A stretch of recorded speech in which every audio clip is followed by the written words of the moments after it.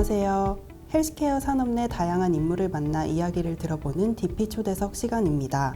오늘 DP 초대석에서는 박인철 안국약품 사장님을 모시고 안국약품의 성장 전략과 올해 경영 방향에 대해 들어보겠습니다.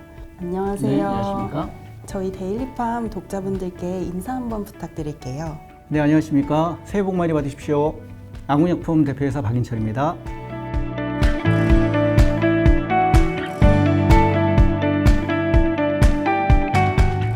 네, 신년을 맞아 안국약품의 주요 경영 키워드를 몇 가지 소개 부탁드립니다. 26년도 신년사에서 제가 세 가지를 강조했습니다. 기본으로 승부하고 차별로 성장하며 함께 도약한다 라는 내용입니다. 26년도부터는 제약업계가 불확실성이 굉장히 커지는 시기입니다.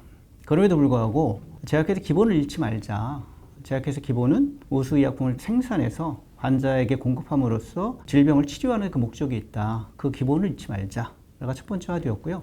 두 번째는 차별로 성장한다 합니다. 이제 제약업계는 차별화하지 않으면 성장할 수가 없습니다. 그리고 차별화하지 않으면 생존할 수가 없습니다. 그리고 세 번째는 함께 도약한다입니다. 회사의 발전과 더불어 직원 모두가 돈방 성장하는 회사를 만들자라는 것들이 올해 26년도의 가장 큰 키워드라고 말씀드릴 수 있겠습니다. 네, 좋습니다. 지난해 안국약품은 연구개발, 투자, 조직 측면에서 많은 변화가 있었는데요. 올해 본격적으로 성과를 기대하는 영역이 있다면 어디일까요? 연구개발 부분에서 저희가 BD 부분을 좀 확충했다. 조직에서는 BD 부분이 조금 충원했다고 보여지는데 BD라고 하면 라이센스 인, 아웃은 물론 그 코프로모션 그리고 수출까지 아우르는 영역이라고 볼 수 있겠습니다. 안국약품이 그 부족했던 라이센스 인, 아웃 그리고 코프로모션, 수출에서 상당히 기대를 많이 걸고 있습니다. 그리고 투자적인 측면에서는 저희가 오픈 이노베이션을 좀 확대한다라고 보시면 될 것 같습니다. 그 작년부터 투자가 확대가 되어 있는데 뒤에 잠깐 말씀드리겠지만 오픈 이노베이션이 그래도 조금 결실을 맺는 한 해가 되지 않을까 그렇게 생각을 하고 있습니다. 두 가지 측면이 조금 더 바뀌고 강화되는 측면이라고 말씀드릴 수 있겠습니다. 과천 R&D 센터 개소 이후에 좀 파이프라인 측면에서 주목할 만한 변화가 있을까요? 파이프라인뿐만 아니라 과천에 연구소가 개소되면서 가장 좋아졌던 거는 과거는 물리적으로 거리가 멀리 있었죠. 구로 디지털 센터와 대림동 멀리 돼 있던 조직이 한 건물에서 함께 생활할 수 있게 됐다는 게 가장 중요합니다. 그래서 소통이 원활해졌다. 그러니까 소통이 가장 중요한 거는 스피드죠. 연구 개발의 스피드가 늘었을 뿐만이 아니라 아이디어 교환하는 스피드가 늘어서 파이프라인을 신규 확장하는 스피드도 늘었고 지금 그 연구 개발 단계에 진입하는 스피드도 굉장히 빨라졌다. 이게 아주 중요한 요소라고 생각이 됩니다. 그리고 지금 올해 우리가 기대하는 파이프라인은 첫째 저희 성장 동력을 보시면 잘 아시겠지만 페버로제시라고 순환기 제품에서 저희가 계량 신약 비슷한 퍼스트 제네릭을 냈는데 거기 넘버원을 달리고 있습니다. 올해는 300억 정도, 작년에 300억 정도 저희가 마감한 걸로 예상이 되고 올해는 그보다 높은 목표를 가지고 있는데 순환기 파트에서 저희가 포트폴리오를 강화하고 있습니다. 근데 3제 복합제가 나올 예정이고 아직 뭐 구체적으로 말씀을 못 드리겠지만 저용량 3제도 저희가 도입할 예정으로 되어 있고 그래서 그 순환기 쪽에서 3제 복합제 그리고 저용량 제품들이 가시적으로 출시를 목전에 두고 있습니다. 또 한 가지는 저희 회사의 성장 동력이었던 시네추라 이미 다 알고 계시는 제품일 텐데 그 구속 제품으로 그 임상 3상을 진행 중에 있습니다. 그럼 임상 3상이 올해에서 내년 말 정도는 완료될 예정으로 되어 있고 그래서 저희가 준비하고 있는 순환기 파이프라인 그리고 호흡기 파이프라인에서 라이프 사이클 매니지먼트가 굉장히 잘 이루어지고 있다라고 말씀드릴 수 있겠습니다. 네, 자체 R&D뿐만 아니라 외부 협업도 적극적으로 확대하고 있는데요. 연구개발 부분에서 좀 우선순위를 두시는 부분이 있는지요? 사실 아까 말씀드렸지만 자체 R&D는 베스트 인 클래스 위주입니다. 계량 신약 위주의 제품을 자체 R&D에서 하고 있다라고 말씀드리면 퍼스트 인 클래스 같은 경우에는 그 자체 R&D보다는 오픈 이노베이션을 통해서 투자를 통해 협업을 하거나 아니면 공동 연구를 하거나 공동 개발하는 쪽으로 저희 포커스를 맞추고 있다고 보시면 될 것 같아요. 특히 바이오 관련해서는 저희가 투자를 통해서 적극적으로 저희가 하지 못한 자체적으로 개발하지 못하는 부분들을 적극적으로 개발에 참여하고 적극적으로 협업하면서 향후 미래 성장 동력을 만들어가고 있다. 그러니까 바이오 측면에서는 미래 성장 동력을 확충하기 위해서 저희가 투자에 전념하고 있다. 네, 타겟은 바이오 쪽이라고 보시면 될 것 같습니다. 네. 네, 열심히 투자하시는 모습이 잘 느껴집니다. 최근에는 미래에셋증권과 200억 규모의 그 펀드를 결성하기도 했는데요. 추가적인 M&A나 투자 측면에서 좀 고려하시고 계신 부분이 있는지요? 미래에셋과 그 투자 협업을 하게 된 동기는 저희가 그 바이오 헬스케어 분야에서 열심히 한다고 해도 많은 네트워크를 갖기가 어렵다. 그렇지만 미래에셋의 그 투자해온 경험과 지금 그 자산을 저희가 확보할 수 있다면 조금 더 그 빠른 시간 내에 조금 더 올바른 선택을 가지고 투자할 수 있지 않겠냐, 그리고 협업할 수 있지 않겠냐라는 판단하에서 투자 펀드를 조성하게 되었습니다. 국내뿐만이 아니라 국외의 우수한 바이오 기업, 그 의료기기 기업, 그 바이오 헬스 기업, 바이오에 국한되어 있지는 않습니다. 그 의료기기도 포함되어 있고, 바이오 헬스라고 하는 거는 단순히 의약품뿐만이 아니라 다양한 바이오와 접목될 수 있는 다양한 산업에 대해서 저희가 분석을 하고 투자, 산업 미래 성장 동력으로 가져갈 수 있는 분야가 있다면 적극적으로 투자하겠다라는 차원이라고 보시면 될 것 같고요. 미래에셋과 충분히 협의를 해서 좋은 회사에 투자를 하고 우리 안국약품과 동반 성장할 수 있는 기업에 참여할 수 있는 기회를 모색하고 있습니다. 네, 말씀해주신 것처럼 최근 헬스케어나 건강기능식품, 디지털 헬스 등 다양한 분야로 보폭을 넓히고 있는데요. 회사의 중장기 비전에 대해서 듣고 싶습니다. 기본적으로 그 제약회사의 기본은 제약회사를 통해서 안국약품이라는 회사를 통해서 많은 사람들이 안심하고 건강한 삶을 누리게 한다라는 목적이 있죠. 치료 영역에만 국한된 것이 아니라 어떻게 하면 예방 영역까지 넓혀갈 것이냐. 그리고 안국약품과 함께 한다면 질환에 걱정이 없겠네. 그리고 예방할 수 있겠네. 그리고 삶의 질을 높일 수 있겠네. 라는 다양한 영역까지 확대된다고 볼 수 있겠습니다. 그러니까 저희가 사업력을 확대하는 데 있어서는 뭐 사실 아시겠지만 H&B 사업부가 건강식품 사업부를 가지고 있죠. 그리고 또 하나는 화장품 영역도 가지고 있습니다. 그리고 또 하나는 피부 미용 사업부도 저희가 만들었죠. 그리고 지금 의료기기 영역까지 지금 확대해서 진행하고 있는 많은 부분들이 모든 사람들이 삶의 질을 확대해 줄 수 있는 그런 영역까지 저희가 사업 영역을 확대해서 움직이고 있다. 이렇게 생각해 주시면 감사드리겠습니다. 네, 2030년 매출 5천억 원, 업계 10위권 진입이라는 다소 공격적인 목표치를 제시해 주셨습니다. 현재 매출 규모를 감안할 때 큰 폭의 성장이 필요한데 이를 뒷받침할 성장 동력이 궁금합니다. 2030년에 그 탑10에 들겠다라고 이제 말씀을 제가 드렸고 신년사에서도 그렇게 어나운스를 했습니다. 많은 분들이 그런 얘기를 하세요. 굳이 왜 그런 어나운스를 했냐? 거기 못 가면 대표이사 저기 내려와야 될 텐데 왜 이렇게 힘든 공약을 했냐? 이렇게 말씀을 하시는데 중요한 건 목표가 있어야 달성할 수 있는 전략이 나온다. 누구나 할 수 있는 목표와 누구나 할 수 있는 도전은 별로 의미가 없다. 이렇게 생각을 해서 도전을 좀 공격적으로 잡았습니다. 그래서 정확하게 표현하면 유비스트상 탑10입니다. 그리고 그 제약업계에서 저희가 의약품, 제약 제품만으로 저희가 탑10이고 나머지 플러스 알파 하면 뭐 제품 매출 규모가 훨씬 더 커질 수 있다. 이렇게 판단하시면 될 것 같습니다. 제가 신년사에도 강조를 했고 제가 매번 본부장회의나 부부장회의도 강조하고 직원들에게도 강조하는 게 있습니다. 저희가 그 2년 전부터 안국 성장 휠 모델을 만들었습니다. 휠 모델을 만들었고 간단하게 말씀을 드리면 첫째는 회사가 성장하기 위해서는 가장 중요한 거는 아까 기본으로 승부하자라는 것과 일맥상통한데 양질의 의약품을 적시에 공급하자. 2, 3년 전에 품절 현상이 나타나면서 다양한 환자들이 많이 고생을 하셨고 회사도 굉장히 힘들었었죠. 절대로 그런 일이 없어야 되겠다. 그리고 양질의 품질을 만들어야 되겠다. 다른 회사가 다르죠. 저희는 의약품을 만드는 회사이기 때문에 그래서 환자들의 신뢰가 바탕이 되어야 된다. 그러려면 양질의 제품을 적시에 공급하고 그리고 품절 생기지 않게 제대로 공급하자라는 것들이 첫 번째고요. 두 번째는 뭐 뒤에도 잠깐 뭐 얘기가 나오는 것 같은데 약가인한 팩이 있죠. 그러려면 어떻게 해야 되냐? 원가율을 확보해야 된다. 원가라는 거는 생산 원가만 필요하지 않다. 다양한 모든 원가가 필요한데 가장 중요한 건 여기 중요한 거는 원가를 줄이는데 가치까지 줄여지면 안 된다. 어떻게 노력을 해야 될 거냐? 우리가 어떤 노력을 해야 될 거냐? 가치는 살리되 원가를 낮출 수 있는 방법을 최대한 찾아서 회사가 생존할 수 있도록 해줘야 되겠다.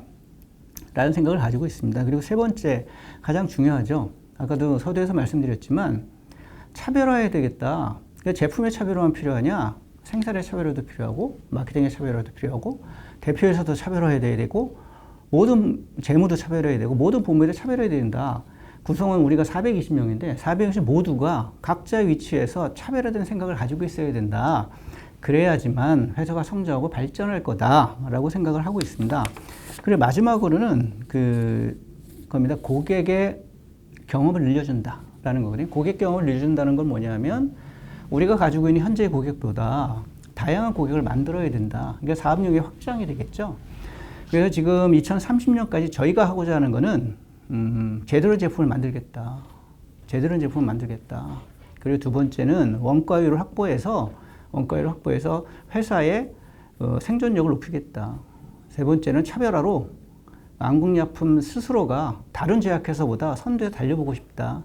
그리고 구성원들 모두가 차별화된 자세로 회사의 업무에 올인하는 자세를 만들어주겠다. 그리고 세 번째는 사업 영역을 확장해서 단순히 숫자에 불과한 것이 아니라 탑 10에 진입해서 한국 제약업계의 모범이 되는 표본이 되는 그런 회사가 되자라고 이렇게 어나운스를 했습니다. 그리고 그 전략이 참 구체적으로 다가오지 않겠다 이런 생각을 가지고 계시겠지만 각 목표에 따른 그 전술들이 있고 그 부분들을 실행하려고 하는 의지가 있기 때문에 충분히 달성 가능하다 이렇게 생각합니다. 네, 좋습니다. 최근 말씀해 주신 것처럼 제약업계는 약과 인하, 그리고 규제 강화, 경쟁 심화로 점점 더 어려운 환경으로 변모하고 있습니다. 중장기적으로 봤을 때 제약업계의 구조가 어떻게 변화할 것으로 보시는지, 그리고 안국약품은 또 이러한 변화에 어떻게 대응하실 계획이신지 궁금합니다. 이미 작년에 어나운스가 많이 됐죠. 약가 인하 하겠다. 근데 2012년하고는 굉장히 다릅니다. 2012년도는 단기간적으로 그야만 약가 인하가 됐어요. 그런데 정부의 정책은 3년 주기로 앞으로 계속 하겠다는 거죠. 그러니까 앞으로 2012년에 희망이 있었어요. 새로운 제품을 만들고 펄스 제넥을 만들고 계량 시장을 만들고 차별화된 제품을 만들면 계속해서 약가를 받을 수 있으니까. 그런데 3년 주기로 계속 약가 인하가 되면 굉장히 어려운 시대에 봉착을 하겠죠. 그럼에도 불구하고 지금 그러면 약가 제도를 보면 저희한테 유리한 측면이 없지 않아 있는 것도 있어요. 뭐냐면 임상적 유용성이 있거나 근거 중심으로 되어 있는 약가는 그래도 우대를 받을 수 있다라는 부분이죠. 모든 제약회사가 동일한 생각을 할 거예요. 차별화 제품 만들겠다. 계량 시장 하겠다. 그리고 임상적 유용성이 높은 제품을 우리가 만들겠다. 모든 제약회사들이 그렇게 마음속을 가지고 있을 겁니다. 제약회사가 그렇게 재편이 될 건데 그럼 안국약품을 어떻게 할 거냐? 그러면 간단하죠. 모든 제약사가 그렇게 하니까 우리는 좀 더 빠르게, 좀 더 전략을 전술적으로 좀 더 신속하게, 그리고 다양한 제품을 그렇게 만들어내는 방법밖에 없습니다. 모든 회사가 동일한 전략을 사용할 거고, 그렇지만 누가 먼저, 누가 빠르게, 누가 정확하게 할 거냐. 그게 관건이라고 생각이 되고요. 두 번째는 아마 허가 심사는 굉장히 정부에서도 얘기했지만 빠르게 진행하겠다 이렇게 얘기를 했죠. 그 다음에 사후 심사는 강화가 될 거다. 아까 제가 서두에서 말씀드렸던 그래 품질이 중요하다고 얘기를 하는 겁니다. 품질 관리가 굉장히 강화될 거다. 그럼 어떻게 공장에 어떻게 인풋할 거냐. 약가 인하가 되고 사실 영업이익은 줄고 그러면 투자를 어떻게 할 거냐. R&D 투자해야 되는데 공장은 어떻게 투자할 거냐. 투자 우선순위가 이제 굉장히 중요할 건데 그럼에도 불구하고 양질의 제품을 만드는 공장에 투자하는 거는 게을리하면 안 되겠다. 라는 생각을 가지고 있고요. 안국약품은 공장에 그래서 KGMP와 양질의 제품 만들기 위해서 일단은 버젯을 많이 세워놨고요. 공장의 투자도 본격화할 거다. 이렇게 말씀을 드리겠습니다. 그리고 약가 인하가 돼서 이제 변화되는 모습은 일단은 제가 볼 때는 그거 가지 스페셜티 제품들이 굉장히 나타나게 될 거다. 그렇게 되면 사실은 옛날에 시장이 굉장히 커졌던 제네릭이 100개씩 나와서 시장을 점유했던 그런 시장은 없어지지 않겠냐. 그렇다면 우리가 그 파고들여야 될 점은 아직 뭐 많이 남았죠. 우리가 도전하지 않았던 어떤 제품들 있잖아요. 희귀질환 제품들, 항암제, 면역 항암제, 유전자 치료제, 다양한 제품들이 있는데, 자, 그런 제품들을 우리가 어떤 회사 협업할 거냐, 이런 부분에 대해서 관심을 가져야 될 거다를 생각을 하고 있습니다. 그리고 이제 마지막으로는 이제 그런 게 있죠. 이제 혼자 R&D를 하기 굉장히 어렵다. 혼자 신약 개발하기 굉장히 어려울 것 같다. 왜냐하면 개량 신약을 해도 6년 뒤에는 제네릭이 나오고 약값이 나와야 될 거고, 신약을 개발한다고 할 때 약값을 제대로 받을 수 있을 거냐, 이런 다양한 도전에 직면하게 되죠. 자, 그렇다면 R&D도 파이프라인별로 서로 협업하는 시대가 오지 않겠냐, 저는 그렇게 판단하고 있고요. 어떤 회사가 협업할 거냐, 그래서 저희가 투자를 넣는 부분도 우리가 하지 못하는 부분들을 바이오벤처협회나 의료기기나 바이오벤처 회사나 이런 쪽에 투자를 해서 저희가 함께 공동 연구, 공동 개발하는 쪽으로 저희 투자를 늘려간다, 이렇게 보시면 될 것 같습니다. 그리고 또 한 가지 화두는 성분면 처방이죠. 성분면 처방이 또 한 가지 화두인데, 약가인화와 더불어 성분면 처방은 굉장히 큰 화두로 저희가 나와 있는 겁니다. 그러면 유통의 변화가 일어나겠죠. 자, 그럼 유통의 변화에 대해서 우리가 어떻게 적극적으로 대처할 거냐? 사실 26년도에 들어서면서 약가인화와 성분면 처방과 이러한 급변하는 시대에 들어 있습니다. 제가 판단할 때 모든 제약회사의 대표회사들께서 가지고 계신 고민들 동일하다고 생각을 해요. 그리고 그 부분을 풀어나가려는 해법 또한 동일하다. 다른 해법 별로 없다라고 생각을 합니다. 그래, 누가 빠르게, 누가 성실하게 전략을 그대로 수행할 것이냐, 그게 관건이라고 저는 생각을 하고 있습니다. 네. 대표님께서는 네. 국내 대형 제약사부터 중견 제약사까지 개발, 영업, 마케팅 등 다양한 경험을 하신 걸로 알고 있습니다. 국내 제약업계의 경쟁력 강화를 위해 어떤 부분을 좀 강화해야 한다고 보시는지요? 굉장히 어려운 질문이고요. 굉장히 어려운 질문 같습니다. 굉장히 어려운 질문 같은데, 제약회사 간에 서로 협업하는 모습이 좀 보였으면 좋겠다. 각자 열심히 다 잘하세요. 각자 열심히 다 잘하시는데 각자 잘하는 분야가 있거든요. 그 잘하는 분야에 대해서 같이 협업하고 연구도 같이 협력하고 이런 부분들이 좀 필요하지 않겠냐, 이런 생각을 가지고 있습니다. 그래서 제약회사만의 모임을 통해서 사실 중복 투자되는 경우가 굉장히 많이 있거든요. 중복 투자되는 경우가 많이 있다. 제약 산업을 위해서는 중복 투자를 막아야 될 것 같고, 그리고 각자 하는 것에 먼저 나가고 정말 어드밴스 때는 회사가 있으면 서로 도와주고 서로 협력하고, 그게 서로 살 길이 아닌가, 저는 그렇게 생각을 하고 있습니다. 네. 네, 좋습니다. 최근 직장이나 사회관계에서 리더십 관련 고민도 많다고 들었는데요. 오랫동안 회사를 다니시면서 가장 높은 자리까지 오르신 경험을 비춰봤을 때 사회 후배들에게 어떤 조언을 해주실 수 있을지요? 제가 제일 중요하게 생각하는 점은 소통이거든요. 얼마만큼 나의 의견을 정확하게 전달하느냐, 그리고 상대방의 의견을 얼마만큼 잘 들어주느냐가 중요하다고 생각합니다. 소통하기 위해서 가장 중요한 거는 신뢰라고 생각을 합니다. 신뢰해야 소통이 되거든요. 그리고 신뢰를 해야 오해하지 않습니다. 소통할 때. 상대방에게 내가 얼마나 신뢰를 주느냐가 굉장히 중요하고요. 신뢰를 줌으로써 소통할 수 있다. 소통함으로써 리더십이 발휘된다. 저는 그렇게 생각을 합니다. 네, 신뢰에 바탕한 소통 잘 새겨들어야 할 것 같습니다. 신년을 맞이해서 안국약품 박인철 사장님을 모시고 회사의 성장 전략에 대해 들어보았습니다. 앞으로의 행보도 기대하겠습니다. 말씀 감사합니다. 네, 감사합니다. 지금까지 DP 초대석이었습니다.